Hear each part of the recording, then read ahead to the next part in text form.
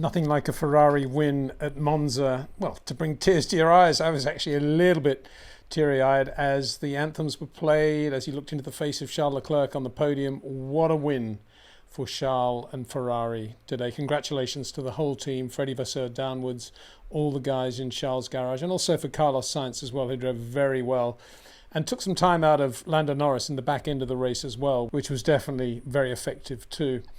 So I think we can look at this race from two angles. One is the brilliance of the job done today by Charles Leclerc and how well he drove from the beginning of the race right through to the end under enormous pressure on old hard tyres. And I think we can also look at it from the viewpoint of McLaren of how not to win the Italian Grand Prix. Let's talk about that first, because I think that then clears the plate for us to look at the quality of Charles Leclerc's drive.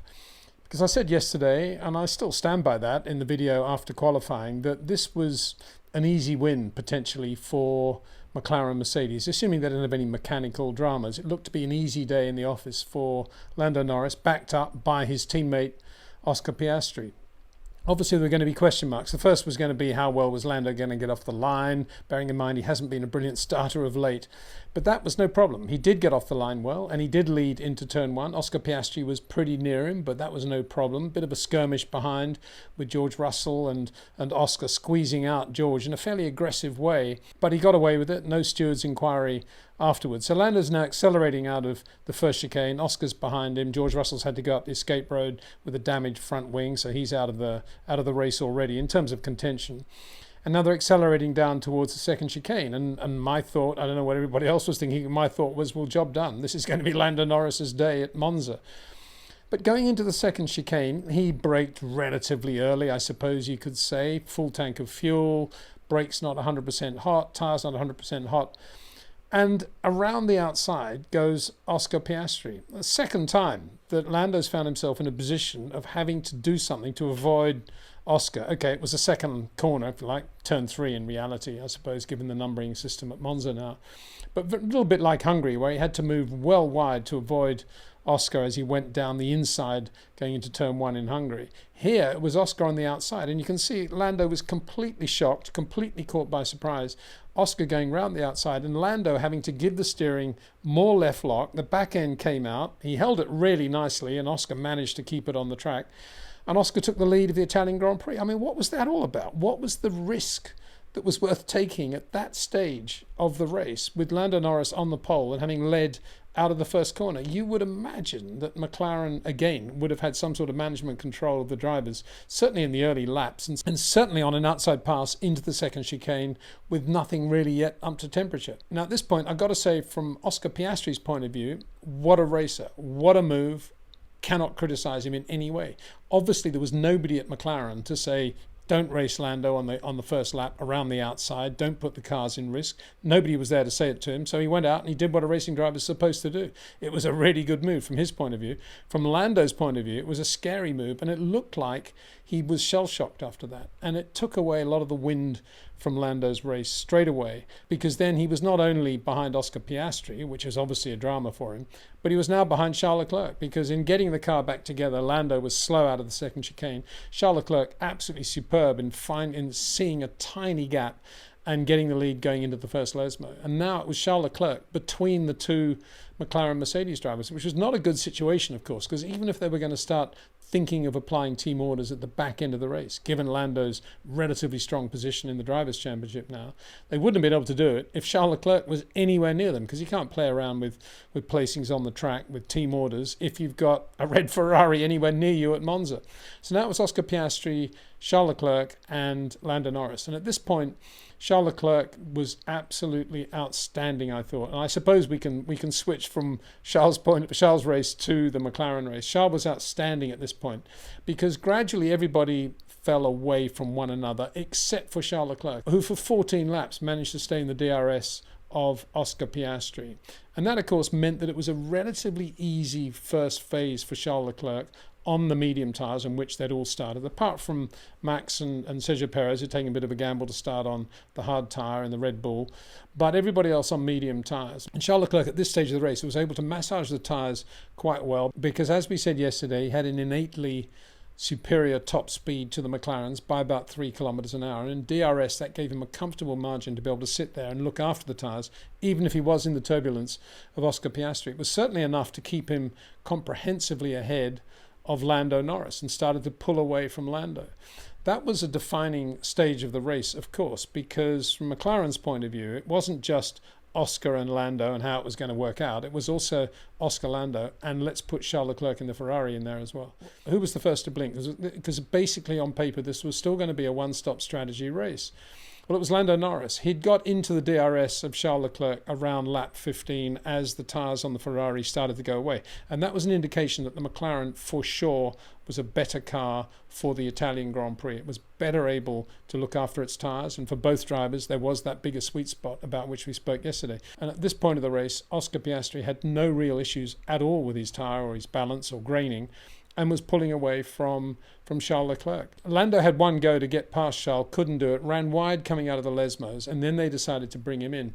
Immediately afterwards, a lap later, they brought Charles in to cover Lando Norris, which made Charles angry again because he then had lost position in the pit stop.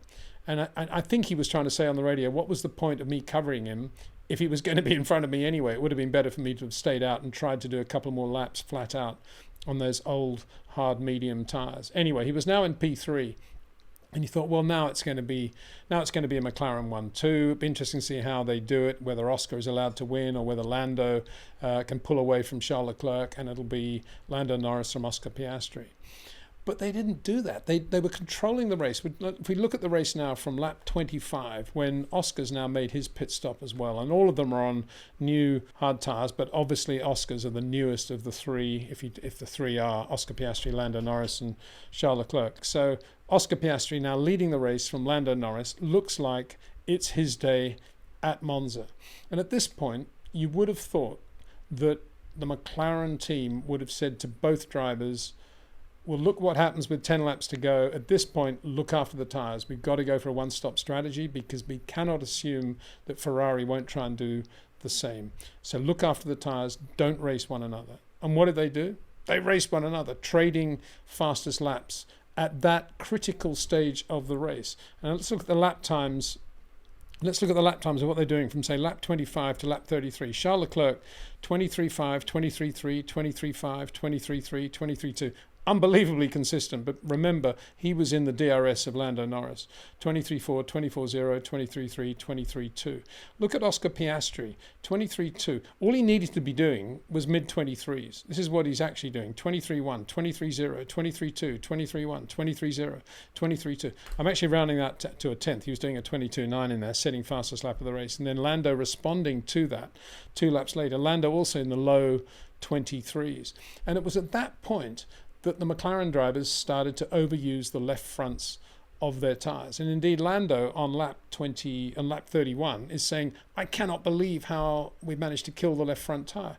Well, that's happening because what's happening to Lando sooner than it's happening to Oscar Piastri, because Lando is not a short corner driver. He does most of his braking in a straight line. He does have relatively late turn in, and he does make the corners a little bit longer. He leans on that left front, therefore, more than Oscar Piastri, more than Charles Leclerc for sure. And that's why his left front went off first. Oscar Piastri's left front went away because he was pushing the car pretty much to the limit.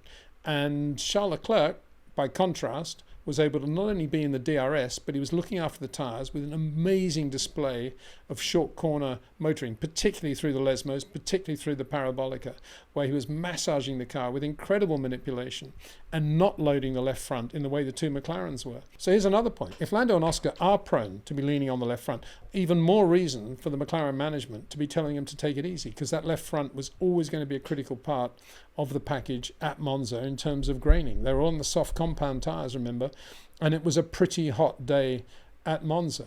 So McLaren now, by lap 33, left with no option but to start thinking of a two-stop strategy and to bring in first Lando for a new set of hards and then Oscar Piastri, hoping that, or assuming, I think at this point, not even hoping, just assuming that Ferrari would be doing the same, and that if they didn't, they'd be so slow towards the end of the race, they would be easy to repass. But of course, that was well underplaying the job that Charles Leclerc was able to do in that Ferrari and drive around the problems that may occur with the left front. as Lewis Hamilton would have in that situation, as Max Verstappen would in that situation. That's why I've always said that there are 3 drivers on the top in Formula One right now, and they are those 3, Leclerc, Verstappen and Hamilton. And it's because they can manipulate the car around problems like a graining left front or protecting the graining of the left front. Carlos Sainz couldn't do it. He drove really well, but his corners, as we've said, are even longer than Lando Norris's. And Oscar Piastri couldn't do it because he was so quick, because he was absolutely on the limit of the car. And that was the problem. He was more able to look after that left front, but he shouldn't have been racing. He shouldn't have been pushing the car that hard at that middle stage of the race, and that's what did the damage. After the second pit stops, there was no chance of McLaren then beating Charles Leclerc, providing the hard tyres on Charles Leclerc's car didn't just fall off the cliff, because Charles was always going to be able to massage the lap times around the 23s. He was always going to be able to protect a gap that he took through to the finish. And it was just a wonderful display of driving, wonderful display of how one of the best 3 drivers in the world, who is a short corner driver, who does manipulate the car with incredible finesse, particularly with footwork, but also handwork, was able to do that around Monza, where there aren't that many corners anyway. But I should add that don't forget Ferrari also had a slight but significant top speed advantage as well. There was a lot of talk after the race, as there always is, about the upgrades on the Ferrari.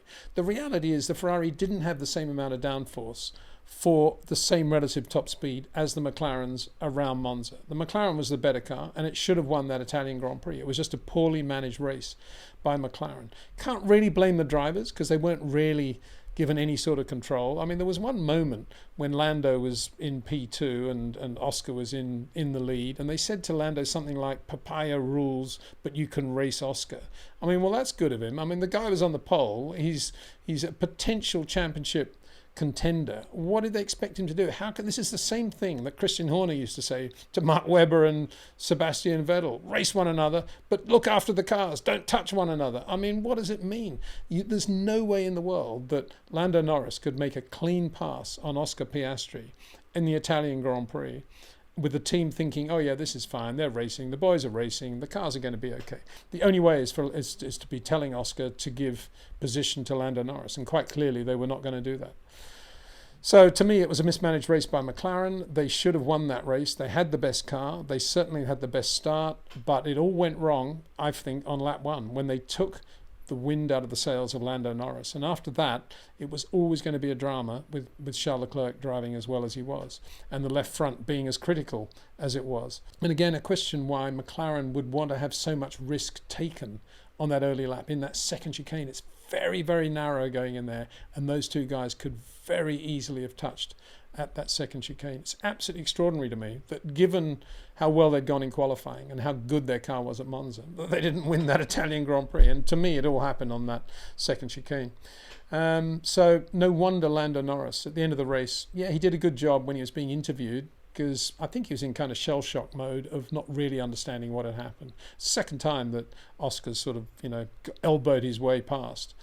And Lando doesn't really know how to handle that, it would appear. And he needs to toughen up, because this will continue if he doesn't get on top of it. And on top of that, of course, the answer to Lando's question as to why he was killing his left front so quickly is because his corners aren't as short as those of Oscar Piastri. And to create those short corners, you've got to have a manipulation factor in your driving. And at the moment, Lando is still a little bit locked into braking in a straight line and then being incredibly good with his power application and his steering application, but not managing the car with the brake pedal as well going into the corners. And that's the problem he's got. I've always said that's going to be the problem he's always going to have with Oscar Piastri. I'm not sure that Lando sees it that way, and I'm sure he doesn't, because he just sees it that he's a great racing driver, as he should, and that for some reason his car was eating through the left front. But the reality is, it is because of the way he drives, for sure, around Monza. One really good thing that he does, as I said yesterday, his DNA almost, is this ability to come off the brakes and the throttle when he needs to, just going into a corner. But that doesn't add up to the same sort of manipulation that Charles Leclerc is doing to the car at that moment.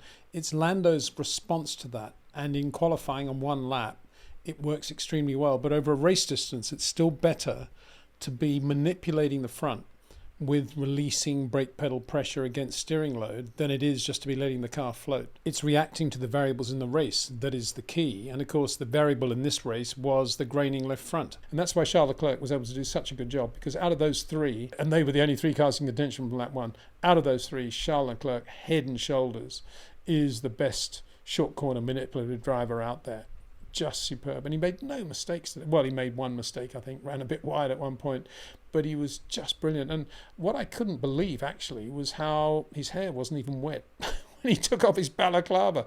Still dry, which is a sure sign that he's just been totally under control. There were a couple of moments.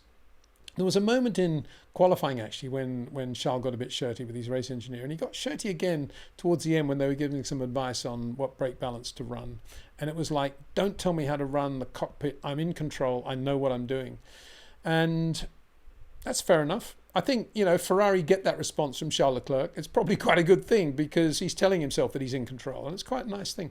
And I think a lot of credit here should go to Jock Clear on his side of the garage and the job he's done with Charles, because there have been some dodgy moments, obviously, and he is very emotional. And since Monaco, it's been a relatively difficult time with Charles not really understanding what's been going wrong. I think he's been overdriving, but myself, and just trying too hard. And they've managed to get him back to the point where he's just sublime again, just beautiful to watch.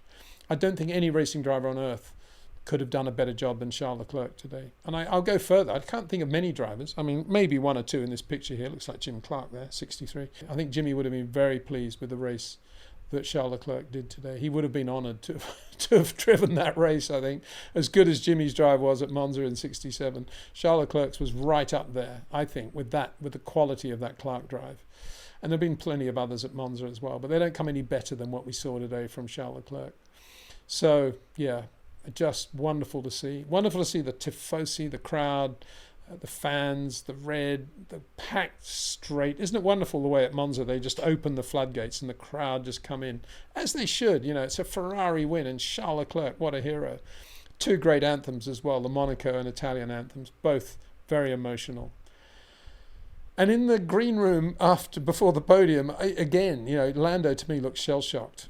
And he for sure he wanted to say some things to Oscar Piastri, and he didn't, and he wouldn't there anyway. He's too good a bloke, and he probably may not anyway. He's too nice a guy, and as we said before, he needs to toughen up, because he should have won the Hungarian Grand Prix, and there's no way in the world that Oscar Piastri should really have passed him going into the second chicane on the opening lap.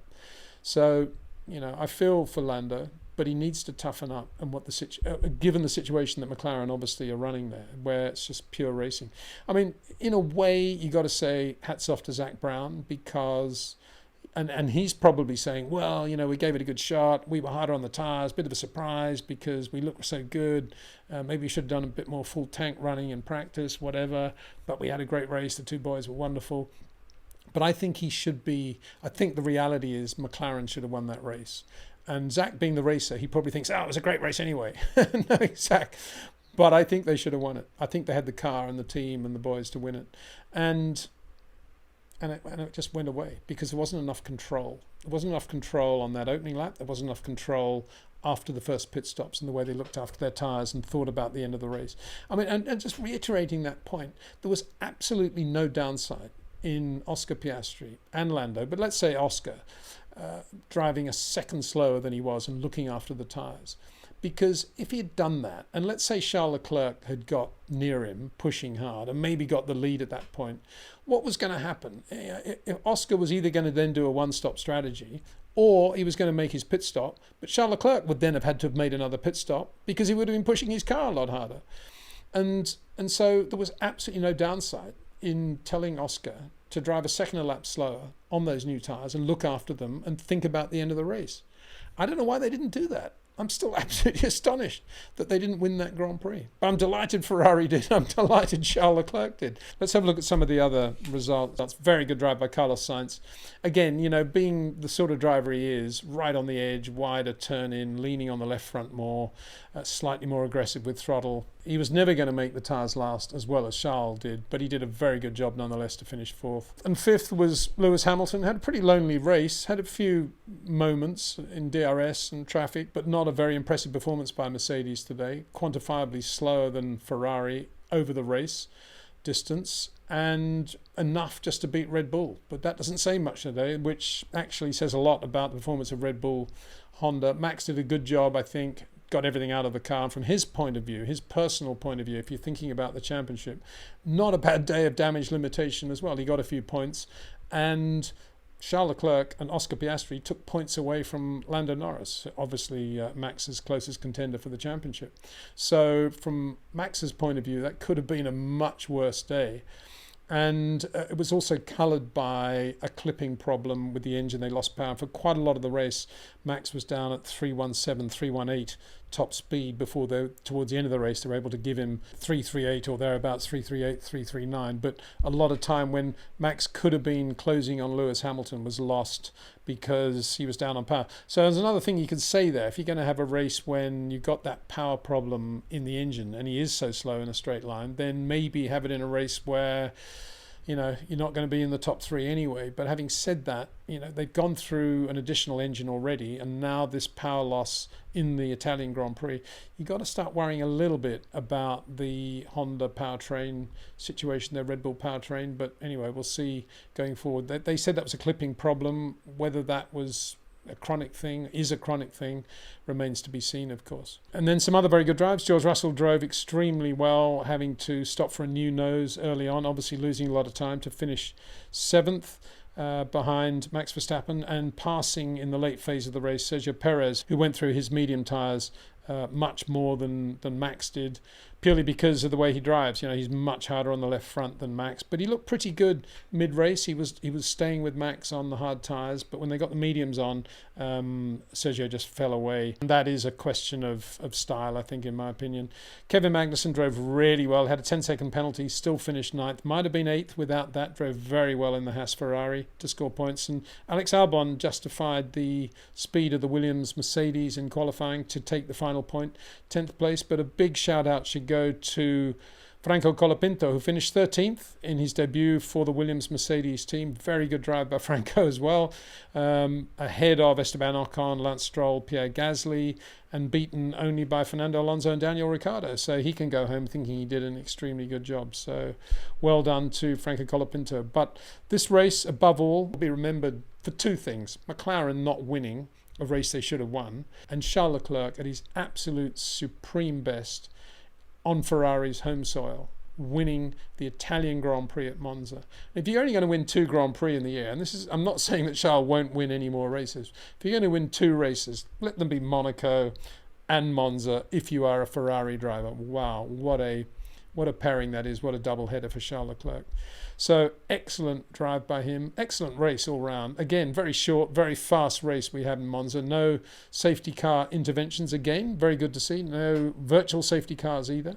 Just a straight race, fast race. It was a race defined by emotions. It was a race defined by a lack of control management. And it was a race defined by the brilliance of Charles Leclerc and the way he could nurse that left front on very, very used hard Pirelli tyres.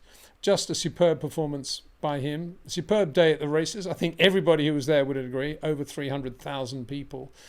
And certainly from where we sat, it was an astonishing day as well, one to remember. A big thanks to Jetcraft, big thanks to OEM Exclusive, and a big thanks to Track Ninja for their support of this channel. And to you, the fans, what a day it's been. Next race, Baku. Bring it on. See you then.